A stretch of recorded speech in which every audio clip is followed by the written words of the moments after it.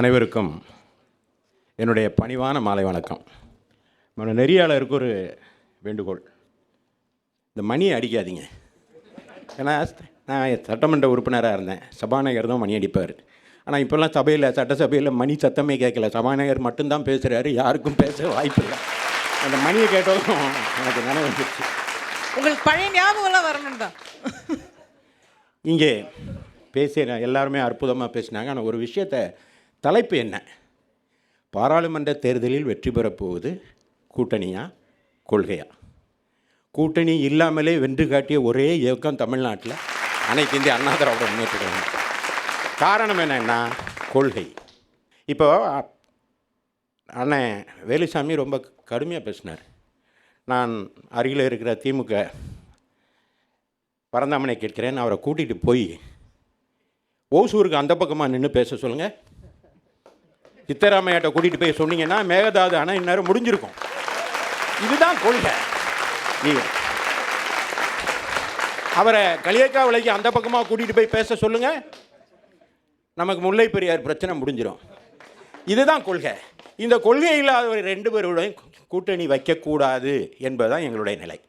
1980 தேர்தல், 77 அதாவது அதற்கு முன்பு திமுக அரசு கலைக்கப்படுகிறது. மிசா கொடுமையை பற்றிலாம் சொன்னாங்க. அதை பற்றி பேசும்போது ரெண்டு பேருமே நெளிஞ்சிக்கிட்டு இருக்கிறத பார்த்தேன். அது கொள்கை இல்லை. அடித்தவர் அவர், வாங்கினவர் இவர். ஆனால் ரெண்டு பேரும் சேர்ந்து வந்திருக்காங்க. எங்கே கொள்கை? எங்கே இருக்குது கொள்கை? எங்கே கொள்கை இருக்குது? கொள்கை இல்லை. நான் அதுக்குள்ளே போக விரும்பலை. 80 தேர்தல், வேலுசாமி அண்ணனுக்குலாம் நல்லா தெரியும்.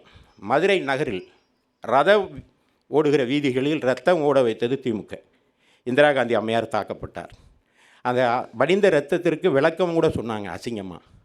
அவர் அப்பொழுது நான் 10ஆம் வகுப்பு படித்து கொண்டிருக்கிறேன். அவர்கள் ரெண்டு பேரும் கூட்டணி வச்சாங்க. நான் எங்கள் அப்பாட்ட போய் கேட்டேன், இது எப்படிப்பா அப்படின்னு கேட்டேன். அவர் சொன்னாங்க, ஒரு போஸ்டர் எங்கள் வீட்டு வாசலில் ஒட்டினாங்க, நேருவின் மகளே வருக, நிலையான ஆட்சியை தருக, இப்படி தான்ப்பா என்று சொன்னார். ஏனென்றால் 77 ஆட்சி அமைத்த ஜனதா கட்சி அவர்களுக்குள் சண்டையிட்டு ஒரு நிலையான அரசு இல்லாமல் இருந்தது. எனவே அரசு நிலையாக இல்லைனால ஒரு நிலையான ஆட்சியை இந்திரா காந்தி ஒருவரால் தான் தர முடியும் என்று நினைத்து மக்கள் இந்திரா காந்திக்கு வாக்களிக்க தயாரானார்கள். என்ன கொள்கை? நிலையான ஆட்சி என்பது மட்டும்தான் கொள்கை. அதைத்தான் மக்கள் பார்த்தார்கள். நாடாளுமன்ற தேர்தலில் அதிமுக வெற்றி பெறலையே, 2 தொகுதி தானே வெற்றி பெற்றது என்று நினைத்து கொண்டிருக்கிற போது, அதற்கு அடுத்ததாக 80 அந்த தலைவருடைய ஆட்சியை கலைத்து விட்டு மீண்டும் ஒரு தேர்தல் நடத்துன்னு திராவிட முன்னேற்ற கழகம் போய் அடம் பிடிச்சி இந்திரா காந்தி அம்மாரை மசிய வைத்து அதிமுக ஆட்சியை கலைத்து விட்டு தேர்தல் நடந்தது. என்ன முடிவு வந்தது? அதிமுக மீண்டும் வெற்றி பெற்றது. ஆட்சியை பிடித்தார் புரட்சி தலைவர். என்ன என்றால் கொள்கை. அதில் என்ன கொள்கை இருக்குது என்றால், இந்திரா காந்தி அம்மையார் வர வேண்டும் என்பது நிலையான ஆட்சியை தர வேண்டும் என்ற கொள்கைக்கு மக்கள் வாழ்த்துக்கள் கழித்தார்கள். அதுபோல் தமிழ்நாட்டில் நல்லாட்சி நடைபெற வேண்டும் என்பதற்காக திமுகவை புறக்கணித்து விட்டு அதிமுகவுக்கு மீண்டும் அதே மக்கள் வாக்களித்தார்கள். இதுதான் கொள்கை. இதை செயலில் செய்து காட்டுகிற தமிழர்கள் தமிழ்நாட்டில் மட்டும் அந்த மாதிரி வாக்களிக்கிறார். எனவே கொள்கைக்குத்தான் வாக்களிக்கிறார்கள், கூட்டணிக்கு அல்ல. அதற்கு நல்ல உதாரணம், இன்னொரு உதாரணம், 2014 கூட்டணியே இல்லாமல் தன்னந்தனியாக நின்று புரட்சி தலைவி அம்மா அவர்கள் வென்றார். நான் இப்போ இந்த மேடையில் கேட்குறேன், நீங்கள் சேருவீங்களா அவங்க சேருவீங்களா? ஏன் நீங்கள் கடைசியாக முடிக்கும்போது கேளுங்க, கூட்டணியே இல்லாமல் நிற்க தயாரா அப்படின்னு இந்த அரசியல் கட்சிகிட்ட கேளுங்க. நான் கேட்கிறேன், நாங்கள் தயார். 19 வச்சிங்க, அப்புறம் 19 கூட்டணி வச்சிங்க. எப்போ? 2019 கொள்கை இல்லை. நான் ஒவ்வொன்றா சொல்லிட்டு வரேன். அம்மாவுடைய அரசு அப்பொழுது வெற்றி பெற்றது. அது மட்டும் இல்லாமல் 2016 கூட தன்னந்தனியாகி நின்று வென்றவர் புரட்சி தலைவி அம்மா. ஆக கொள்கை எங்கே இருக்குது அப்படின்னா, திராவிட முன்னேற்ற கழகத்திற்கு கொள்கை இல்லை. நான் அவர் எதிர்க்கட்சிங்கிறதுக்காக சொல்லலை. நான் சொல்கிறது நியாயம் இருந்தால் கைத்தட்டுங்க. இப்போது ஜிஎஸ்டி வரி பகிர்வு இல்லை, எங்களுக்கு உரிய பிரதிநிதித்துவம் கிடைக்கல, உரிய அளவுக்குள்ள வரி வரல அப்படின்னு சொல்கிறாங்க. ஏன் வரல அப்படின்னு பார்த்தா, 2014 வரை, அதாவது 14வது நிதிக்குழு வரும் வரை 1971 மக்கள் தொகையின் அடிப்படையில் அது செய்கிறாங்க. ஆக அந்த மக்கள் தொகை அடிப்படையில் செஞ்சுக்கிட்டு இருந்த அப்படி இருந்தால் தமிழ்நாட்டுக்கு மக்கள் தொகை குறைவாக இருந்தாலும் கூட நிதி பகிர்வு வந்து கொண்டிருந்தது. அதற்கு பின்பு 14வது நிதிக்குழு கூடி அந்த நிதிக்குழுவை இல்லை ஒரு முடிவு எடுக்கிறாங்க.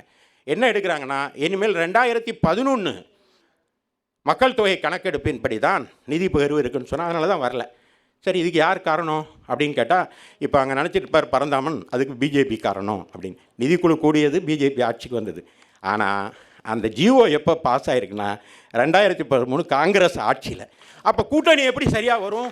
ஆக இப்போ கருணாநிதி இன்னைக்கு மு.க. ஸ்டாலின் பேசுகிறார், திராவிட முன்னேற்ற கழகத்தை சேர்ந்த நிதியமைச்சர்லாம் பேசுகிறாங்க. ஆனால் எதனால் இந்த நிதி பகிர்வு வரல அப்படின்னா, காங்கிரஸ் அரசு போட்ட ஒரு அரசாணை இங்கே இருக்குது.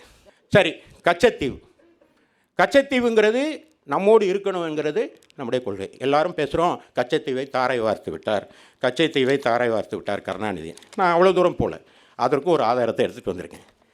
கச்சத்தீவு என்பது தாரை வார்க்கப்பட்டது. கிருஷ்ணமூர்த்தி என்பவர் இந்த சென்னை உயர்நீதிமன்றத்தில் ஒரு வழக்கு போடுறார். ஆர்டிகிள் 19(1) அரசியலமைப்பு சட்டத்தின்படி நான் இந்திய நாட்டு குடிமகன், நான் எங்கே வேணாலும் போகலாம் வரலாம் இல்லையா? அப்போ கச்சத்தீவு இந்தியாவுடைய பகுதி தானே, நான் அங்கே போவேன், எனக்கு அனுமதி கொடுங்கன்னு கேட்குறாரு. அதில் அன்றைக்கு இருந்த மு. கருணாநிதியோட அரசாங்கம் ஒரு அஃபிடவிட் ஃபைல் பண்ணுது. அதில் என்ன சொல்லியிருக்காங்கன்னா, சபாநாயகம்னு சீஃப் செக்ரட்டரி என்ன சொல்லியிருக்காருன்னா, கச்சத்தீவு தமிழ்நாட்டுடைய அங்கம் அல்ல, அது ஏற்கனவே கொடுத்தாச்சு, அது அங்கம் அல்ல என்று சொன்னது திமுக. இன்றைக்கி கச்சத்தீவை மீட்போம், கச்சத்தீவு தொடர்பாக புரட்சித் தலைவர் அம்மா வந்து உச்சநீதிமன்றம் வழக்கு போட்டாங்க. எல்லாரும் கச்சேரிக்கு போனாருன்னு, எங்கள் ஐயரும் கச்சேரிக்கு போனாருன்னு அவங்களும் வழக்கு போட்டிருக்காங்க. உங்கள் அஃபிடவிட் இது. இதைத்தான் நான் சொல்கிறேன், கொள்கை இல்லாத கூட்டணியை மக்கள் ஒருபோதும் ஏற்றுக்கொள்ள மாட்டார்கள். நீங்கள் நீட்டு இதெல்லாம் விட்டுருங்க, நிறைய பேசுகிறேன். ஏன்னா அவர் சபாநாயகரை நினைவுபடுத்திடுவாங்க, அந்த அம்மா டைம் அப்படின்னு ஒரு மணி அடிச்சு. நீங்கள் நேர்மையான சபாநாயகர். ஆக இவ்வாறு இருக்கிற போது இந்த கூட்டணியெல்லாம் இல்லாமல் வெற்றி பெற முடியுமா அப்படின்னா, நாம் தமிழர் சொன்னார். சரி, எதுக்கு கூட்டணி இல்லாமல் நின்று என்னதான் சாதிக்க போகிறீங்க? ஒவ்வொரு தேர்தலையும் நீங்கள் வாங்குகிற வாக்கு சதவீதம் 1% 2% போகுது. இதனால் யாருக்கு லாபம்னா, தீய சக்திகள் ஆட்சிக்கு வந்து விடுது. உங்களுடைய நோக்கம் என்ன? உங்கள் கொள்கையில் ஒன்று, இலங்கை தமிழருடைய பாதுகாப்பு. இலங்கை தமிழர் அநியாயமாக கொல்லப்பட்டார்கள், அவர்களுடைய உரிமையெல்லாம் பாதிக்கப்பட்டது. ஆனால் அவ்வாறு இலங்கை தமிழர்களை கொன்ற ராஜபக்ஷயை போர்க்குற்றவாளி என்று சட்டமன்றத்தில் தீர்மானம் நிறைவேற்றிய புடவை கட்டிய ஆண் தனமாக நின்ற, புடவை கட்டியிருந்தாலும் அவர் ஆண் தனமாக புரட்சி தலைவி அம்மா. அங்கே இருக்கிற பாலு வந்து அங்கே முதலே சொன்னார், உங்கள் பக்கத்தில் ஒரு சேர் போட்டுக்கலாம் சார் என்று சொன்னார். எங்களுக்கு அங்கே பிடிக்கல என்று சொன்னார். ஆனால் நான் வாங்க அப்படின்னு நான் கூப்பிட்டேன். கேபி ராமலிங்கம் இருக்கார், இப்போதைக்கு ஒன்றும் வேண்டாம், நான் அங்கே இருந்துக்கிறேன். அப்புறம் அவன் பாலு சொன்னார், கொள்கை நாங்கள் தான் கொள்கை. உங்களுடைய கொள்கை என்ன? அடித்தட்டு மக்கள் உயர வேணும், அப்லிஃப்டிங் ஆஃப் டவுன் ட்ராடன். அதுதான் திராவிடம், அதைத்தான் பாமகவும் சொல்லுது. அப்போ அப்லிஃப்டிங் ஆஃப் டவுன் ட்ராடன்னு சொல்கிற பாமக அவங்களுடைய 7.5 என்று ஒரு திட்டத்தை கொண்டு வந்தவர் யார்? சாதாரண வீட்டு. நீங்கள் மற்ற அரசியல்வாதிகளாம் என்ன பண்ணியிருப்பாங்க, நீ தான் நீட்டை கொண்டு வந்த அப்படின்னு அவங்க சண்டையிட்டு கொண்டு இருப்பதில் அர்த்தமில்லை. அதற்கு பதில் 7.5 என்று ஒரு திட்டத்தை கொண்டு வந்தால் 7 ஆட்டோ ஓட்டுற விட்டு பிள்ளை கூட டாக்டர் ஆகலாம் என்று சட்டத்தை கொண்டு வந்து, இதுதாங்க கொள்கை. எனவே நீங்கள் எங்கே கூட இருக்கணும். எனவே அப்படி இல்லைன்னா நீங்கள் அந்த மக்களுக்கு தவறு இழைத்தவர்கள் ஆகிவிடுவீர்கள், பாட்டாளி மக்களுக்கு துரோகம் இழைத்தவர்கள் ஆகிவிடுவீர்கள் என்று சொல்கிறேன். எதற்காக சொல்கிறேன் என்றால், அவரே சொல்லுவார்னு நான் எதிர்பார்த்துட்டே இருந்தேன். 10.5 திட்டத்தை தந்தவரும் எடப்பாடியார். அதான உங்கள் கொள்கை. நீங்கள் சார்ந்த சமுதாயத்தை உயர்த்தி பார்க்க வேண்டும் ஆசைப்படுவதில் தவறு இல்லை, அதை செய்து காட்டவர் எடப்பாடியார். அதை கேஸை கோட்டை விட்டது யார்? திராவிட முன்னேற்றங்களும். ஆக இவர்களோடெல்லாம் கூட்டணி அமைக்க வேண்டும் என்று நினைப்பது கொள்கை இல்லாத ஒரு கூட்டணி. கடைசியாக மணி அடிக்கும் முன்னால் அவர்கிட்ட ஒன்று கேட்டுக்கிறேன், கூட்டணி இல்லாமல் உங்களால் நிற்க முடியுமா? எந்த அரசியல் கட்சிங்க ஒரு அறைகூவலோடு இதை முடிக்க வேண்டும் என்று கேட்டு வாய்ப்புக்கு நன்றி பாராட்டி விடைபெறுகிறேன். வணக்கம்.